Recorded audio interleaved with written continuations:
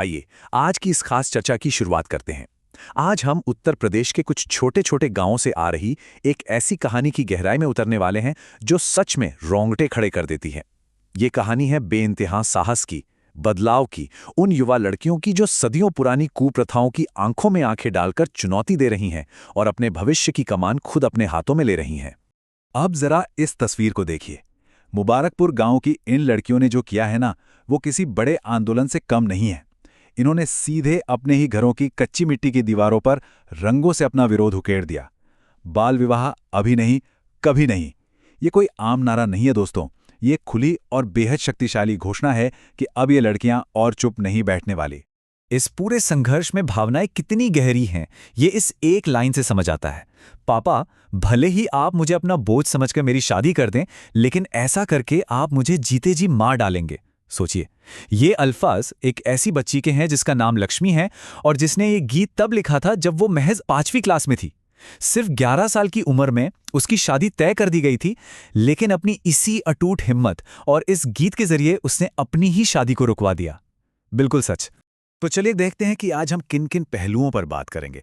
पहले जानेंगे लक्ष्मी की साहसी आवाज के बारे में, फिर देखेंगे बाल विवाह की असल जमीनी हकीकत, उसके बाद समझेंगे कि कैसे गरीबी सबसे बड़ी मजबूरी बन जाती है, फिर कानून और संरक्षण की बात करेंगे और आखिर में बात होगी शिक्षा से बुने हुए उन खूबसूरत सपनों की। चलिए अपनी पहली कड़ी पर बढ़ते हैं, एक साहसी आवाज लक्ष्मी। आइए इस बेहद प्रेरणादायक व्यक्तिगत विद्रोह को थोड़ा करीब से समझते हैं। तो यहाँ जो सबसे अहम बात है वो ये कि आज 16 साल की हो चुकी लक्ष्मी सिर्फ एक सर्वाइवर नहीं है, वो अब बाल कल्याण और संरक्षण समिति की एक सक्रिय प्रतिनिधि बन चुकी है। मतलब उसने सिर्फ खुद को नहीं बचाया, बल्कि वो अपनी आवाज़ का इस्तेमाल अपने आसपास के लोगों को जागरूक करने में कर रही है। जब भी उसकी सहेलियों की शादी तय होती है ना, वो सीधे वहां पहुंच जाती है और उसे रुकवाने के लिए हर मुमकिन कोशिश करती है ना कमाल की बात। अब आते हैं अपने अगले हिस्से पर, बाल विवाह और इसकी जमीनी हकीकत। मुबारकपुर से थोड़ा बाहर निकलकर पूरे देश और स्थानीय स्तर पर इस मुद्दे को समझना बहुत जरूरी है। 2023 की यूनिसेफ रिपोर्ट का ये डेटा देखिए। सच कहूं तो यह आंकड़ा सोचने पर मजबूर कर देता है। पूरी दुनिया की कुल बाल वधुओं में से 34% अकेले भारत में हैं। इसका सीधा सा मतलब ये हुआ कि दुनिया भर की हर 3 बाल वधुओं में से एक हमारे यहाँ है। और ध्यान देने वाली बात यह है कि इनमें से सबसे बड़ी संख्या उत्तर प्रदेश में है। लेकिन ठहरिए, तस्वीर पूरी तरह से काली नहीं है। राष्ट्रीय स्तर की इस चिंताजनक हकीकत के बीच चंदौली जिले का ये डेटा एक बड़ी उम्मीद जगाता है। नेशनल फैमिली हेल्थ सर्वे के चौथे चरण में यहाँ बाल विवाह का आंकड़ा लगभग 34% था, जो 5वें चरण में घटकर 17% के करीब रह गया। मतलब सीधा आधा। ये इस बात का पक्का सबूत है कि अगर जमीनी स्तर पर सही और ईमानदार प्रयास किए जाएं तो इतने बड़े बदलाव बिल्कुल मुमकिन है।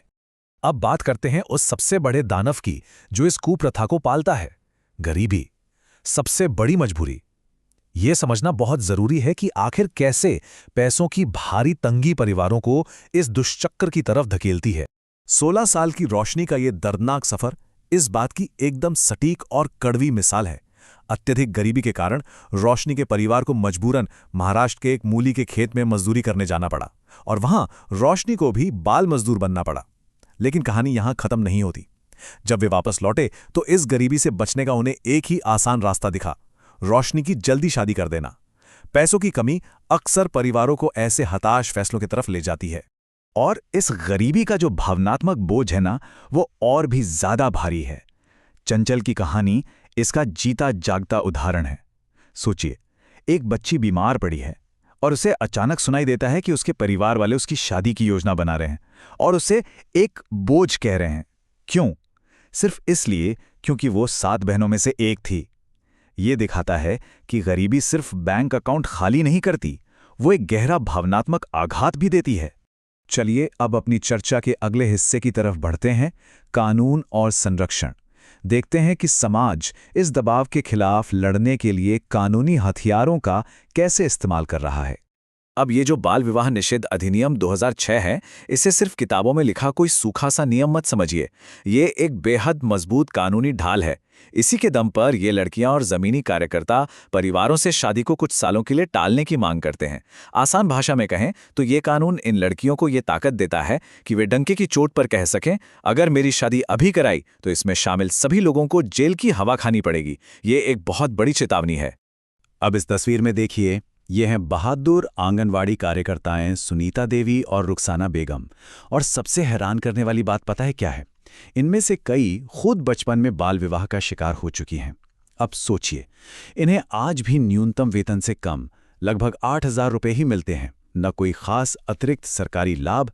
फिर भी ये रात दिन एक कर देती हैं, बस ये सुनिश्चित करने के लिए कि आने वाली पीढ़ी को उस दर्द से न गुजरना पड़े जिससे वो खुद गुजरी हैं। ये सच में जज्बा है। बाल कल्याण और संरक्षण समितियां कवच जैसे कार्यक्रमों की मदद से बिल्कुल जमीनी स्तर पर काम करती हैं। इनके तरीके बड़े ही स्मार्ट और प्रभावी होते हैं। जैसे ही कोई माता पिता आधार कार्ड में बच्ची की उम्र अचानक 15 से बढ़ाकर 18 करवाने आते हैं, ये तुरंत समझ जाती हैं कि दाल में कुछ काला है और शादी की तैयारी हो रही है। फिर वो परिवारों को समझाती हैं कि अगर अभी शादी की तो मुख्यमंत्री सामूहिक विवाह योजना जैसे नकद सरकारी फायदे नहीं मिलेंगे। और अगर परिवार फिर भी अड़ा रहे तो आखिरी और सबसे सख्त उपाय होता है सीधे पुलिस को बुलाना।